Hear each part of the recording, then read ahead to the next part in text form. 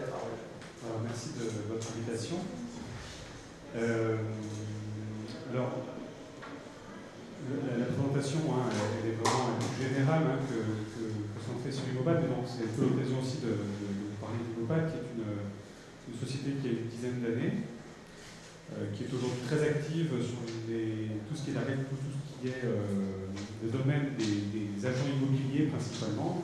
90% de nos clients sont des agences immobilières, avec 2000 clients, dont l'essentiel, une petite activité en Belgique au Luxembourg, et vraiment une activité centrée sur l'état des lieux. C'est une solution, je ne l'ai pas précisé, une solution d'état donc pour réaliser un état des lieux sur tablette ou sur smartphone.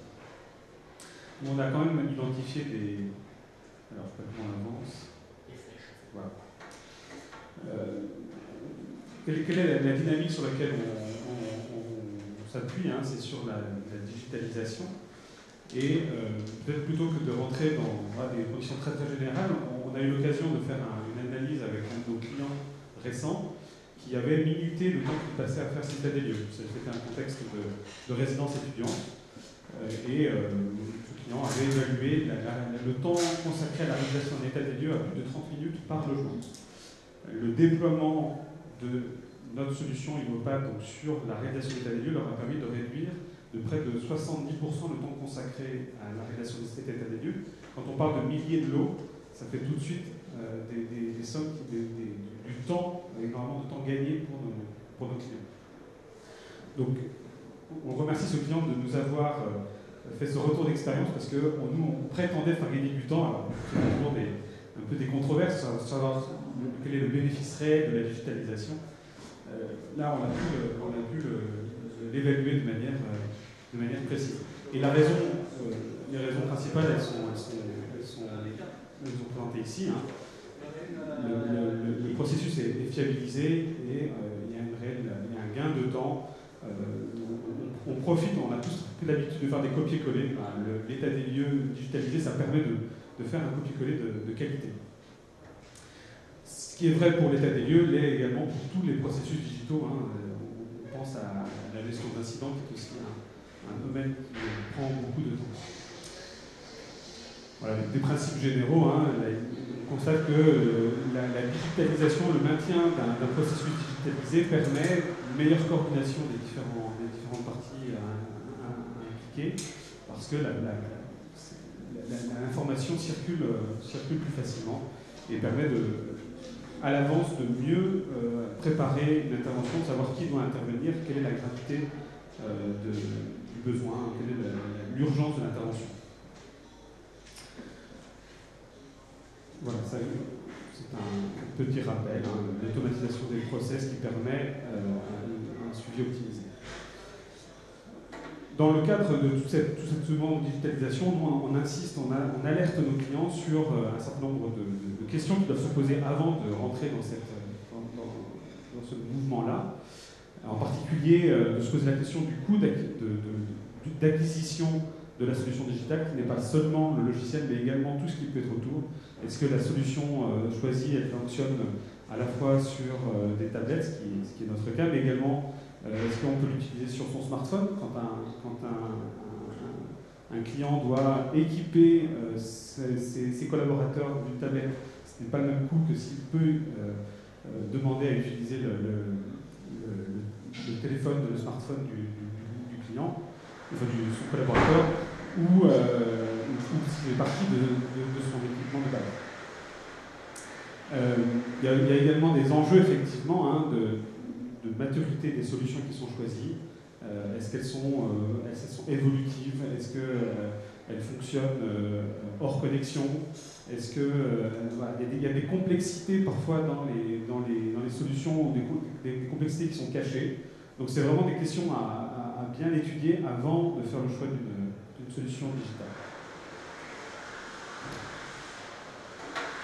L'élément plus général, c'est que la digitalisation d'un process, c'est aussi la condition, quelque part, de la pérennité de l'entreprise aujourd'hui, parce que vous n'attirerez pas dans des entreprises des jeunes avec des outils qui sont dépassés. Donc le sujet de la capacité à attirer les meilleurs collaborateurs, ça passe par de la digitalisation. Les jeunes ne supportent plus de perdre leur temps dans des tâches répétitives, d'avoir l'impression qu'ils peuvent faire beaucoup mieux que ce qui leur est proposé. Quelque part, c'est un élément très très important pour à appréhender et à avoir bien en tête. Voilà. C'était donc un panorama un peu général sur les enjeux de cette digitalisation. Je suis à votre disposition s'il y a des questions. Alors, on va poser des questions.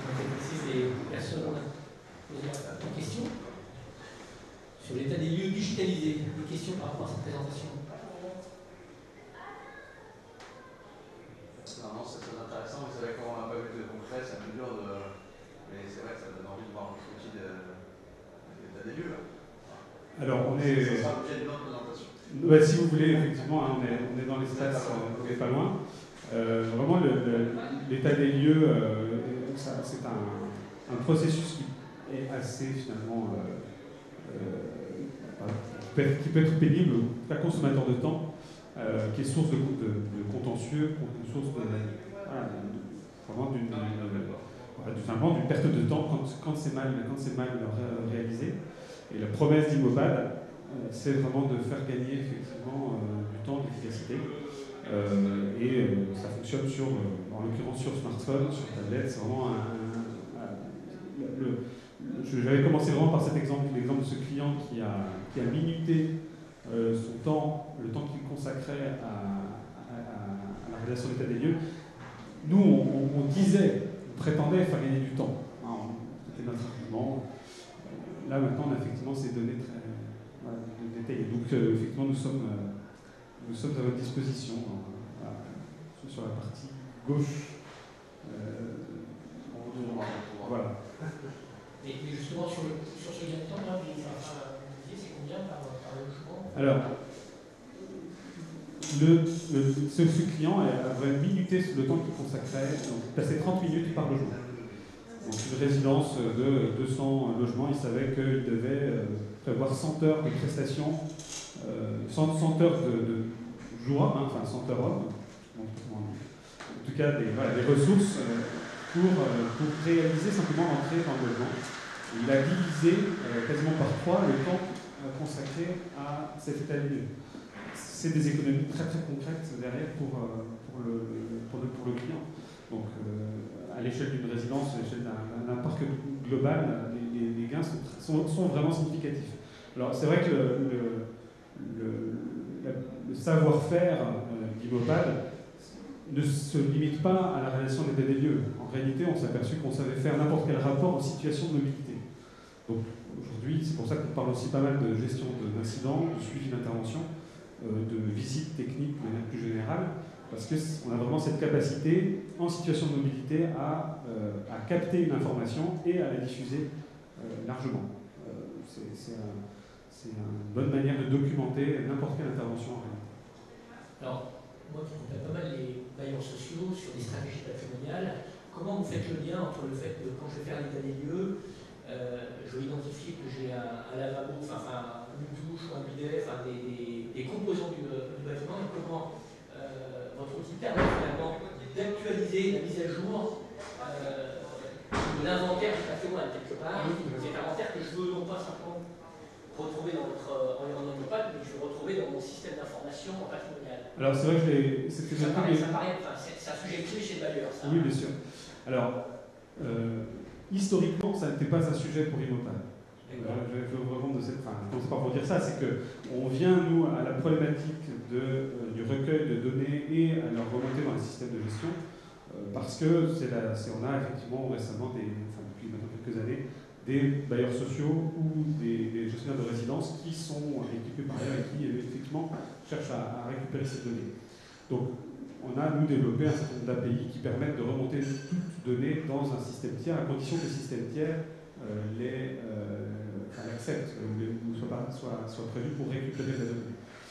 Ce que l'on fait de manière systématique, c'est d'abord la remontée des documents qui sont générés, et puis de manière spécifique, on a une solution qui s'appelle Immopad Service qui permet de lister, tout simplement, pendant la réalisation de l'état des lieux, lister au même moment les défauts constatés, et pour pouvoir voilà, en faire une remontée dans un système, quel qu'il soit. Hein, après, c'est une question d'interconnexion des données.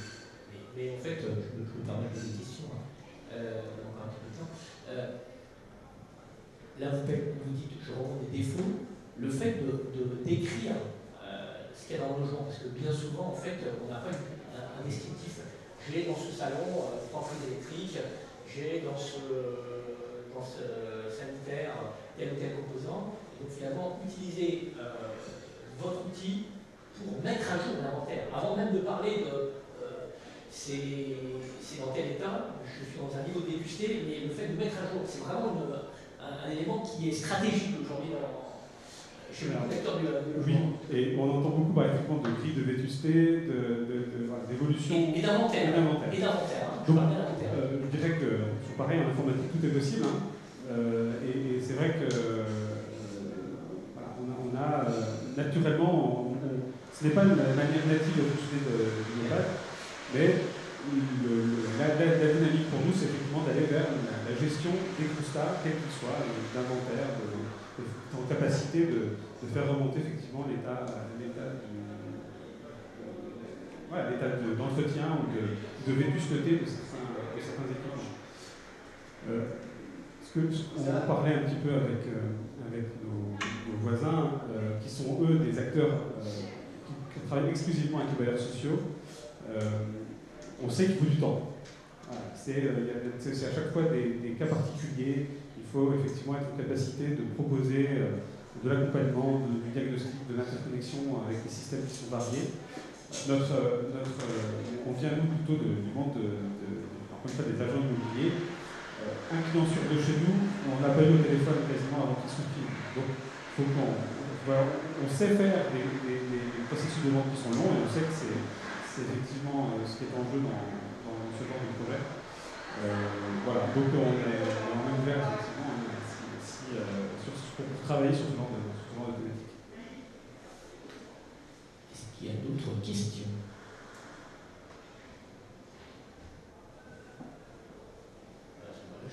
On vous libère, gentiment. On peut le dire.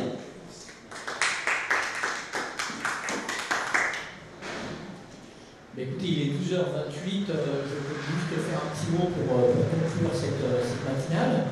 Alors, il y a eu un flux de va-et-vient de personnes, donc ceux qui étaient là au départ ne sont pas forcément à la fin, et ceux qui étaient là à la fin ne sont pas forcément au départ. Je disais tout à l'heure en préambule qu'on est sur un sujet d'innovation sur, vous l'avez vu, entendu, qui s'appuie sur le numérique, et ça n'aura cesse de grandir. Il y a 2 éléments. On a entendu plusieurs fois ce matin parler d'énergie, de gestion énergétique. Moi, je vous invite à réfléchir à un sujet